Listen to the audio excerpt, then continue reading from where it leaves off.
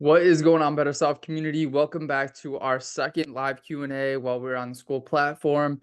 I believe this is around 10 to 12. We've been doing it consistently for this entire year, so it's been exciting. It's been amazing. You guys have been asking so many good questions. I'm actually going to pull them up right now.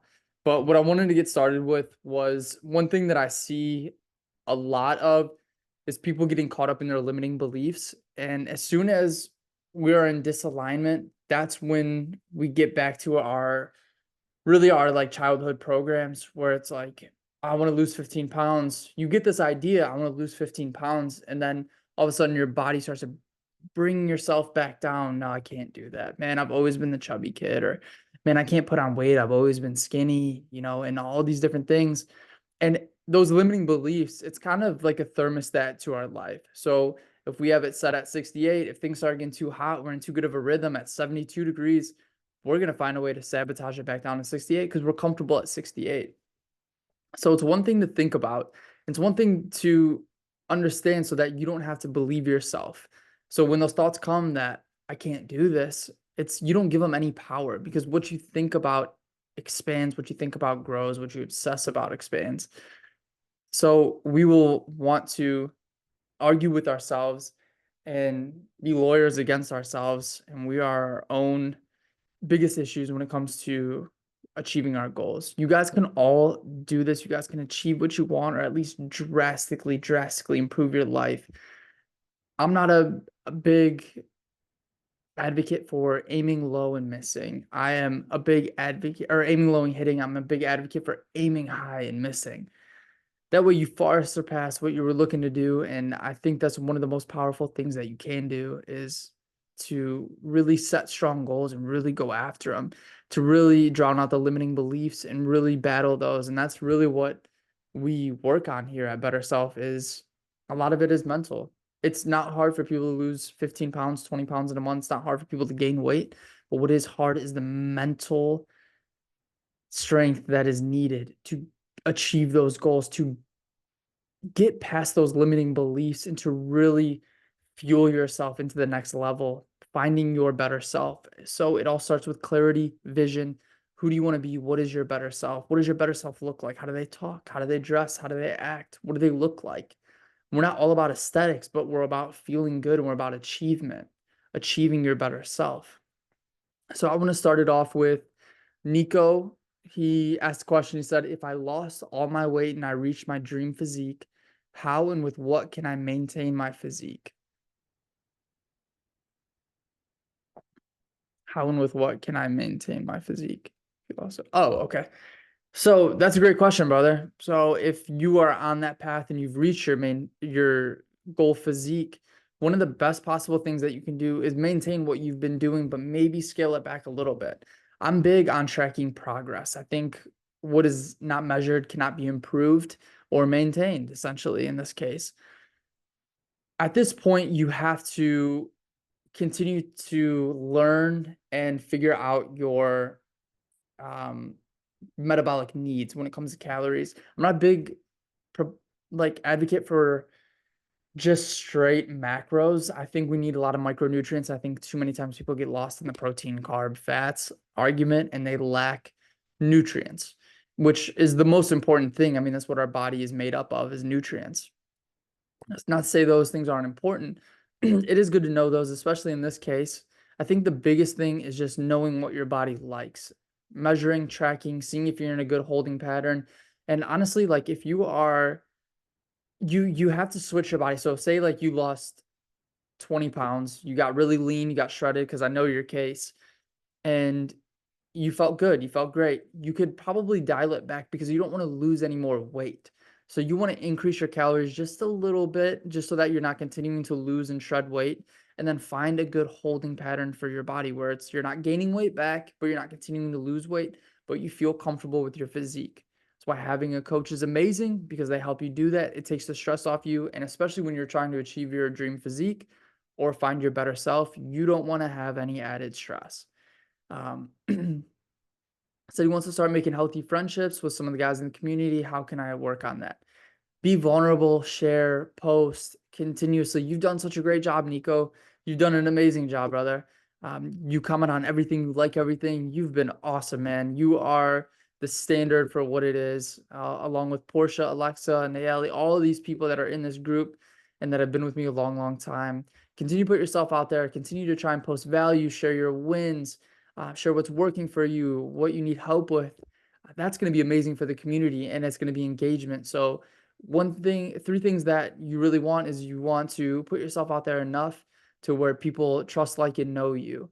And that's very powerful because people don't want to engage with someone that they don't necessarily know, trust, or like. Most of the time, they want two out of the three. So that's very powerful, buddy. You're doing all the right things, man. You're putting yourself out there. You're being genuine. You're showing that you want a friendship. And that's really all that you can do, man. I'm super proud of you. Portia asks, is it still not advised to eat gluten even if the grains are sprouted? I've seen in stores supposedly healthy, in quotes, breads like Ezekiel bread, which has all sprouted grains and is organic and non-GMO. Is that just as unhealthy? That is an amazing question. For most of the crops that we have here, they're sprayed with glyphosate. In this case, it is organic, sprouted, and non-GMO, which is powerful. Um, so Ezekiel bread overall, I don't think is bad. I just don't like bread in general. I think if you look at it like rice as well, it's very sticky. And when you eat gluten, it's inflammatory to the digestive system, and I believe that it feeds bad bacteria. So many things can be said. People say different things. I think the jury's out on gluten. I think whether it's non-GMO, I think sprouted, all that is healthy, organic, but these are also all marketing terms. It could still be shit. It just all depends on the food label. I'm a huge, huge food label reader. And if I see some things that I don't like, even one thing, I'm out. I don't want it. You know, Portia, we're going to start talking. Portia actually just signed up for 12 weeks of coaching. So we're going to be getting in depth. I'm super excited about that. She's such a sweet girl. She has been wanting to really just improve diet, feel more comfortable, feel more confident with diet. She's been doing a great job. She's had an amazing journey, but she wants to continue working on that and progressing. And she's been really stressed out. So she wants to alleviate that by getting a coach to help her. And I'm so excited to help her. So she also asks, how long should a person wait to get in water, swimming, showering, etc., if they've eaten food? Will immediately getting in water disrupt the digestion process? So that's always been a thing since we're a kid. I always remember, like, you can't go in the water for a half hour, an hour. I don't know the scientific aspect of that, but I do understand that rest and digest is a factor. To rest and digest, your parasympathetic nervous system, it's super powerful. You want to be able to rest while your body's immediately, because if you think about it, digestion's a very, very difficult process. It takes up 60% of your body's energy, which is why I'm big on fasting, especially intermittent fasting, because we're not meant to eat as often as we do. Even 3 meals a day sometimes seems like it's way too much. I find myself most of the time back in the day eating if I was bored or having the old bodybuilders mentality where I'm like just constantly eating. But that's when you start to have backed up um, elimination systems. Then you have your backed up lymph. And then you start to experience things like acne, brain fog, and all these symptoms, acne, rosacea, weight gain, fatty liver, all these issues because you're not eliminating properly because your eliminative organs are backed up because of how much you're eating and how much stress you're putting on your body, because your body has to work when you eat. It may be pleasurable for the brain, but the digestive system has to process all of that. So when it comes to, think about it like this, if you were to eat food, it's 60% of your digestion, and then you go swimming, which is kind of exhausting for the body as well. Um, and we were meant to swim to survive, not necessarily to go have a great time like we do now. So your body technically, I believe, shuts down digestion just a little bit. And that's when you run into the issues where it's more focused on swimming, it's more focused on um, survival in the water, essentially, versus digesting the food, resting, letting it go, using that energy to digest instead of to essentially fight or flight in the water. So um, I love snacking poolside and things like that. Trust me, I'm the biggest beach guy, biggest pool guy you'll ever meet in your life. But I don't really like to eat while I'm swimming. I just feel bloated in the water, and I want to feel like light when I'm out in the sun and relaxing. And I eat lighter meals. I think it depends on what you eat as well. If you're eating things like fruit, it's not going to be a problem at all. Just don't overeat. Eat till you're about half full, and you shouldn't have any problems. Fruit's very quickly digesting, and as long as you're not eating like, a bunch of processed foods and things that are heavy on the digestive system that really stress it out, you really wouldn't have that many problems by any means. So, well, you guys, so I just want to get back to thinking about limiting beliefs and really blowing the top off them. You're going to feel limiting beliefs. I had Hannah, she's in our group now. She just signed up for 12 weeks of coaching last night as well.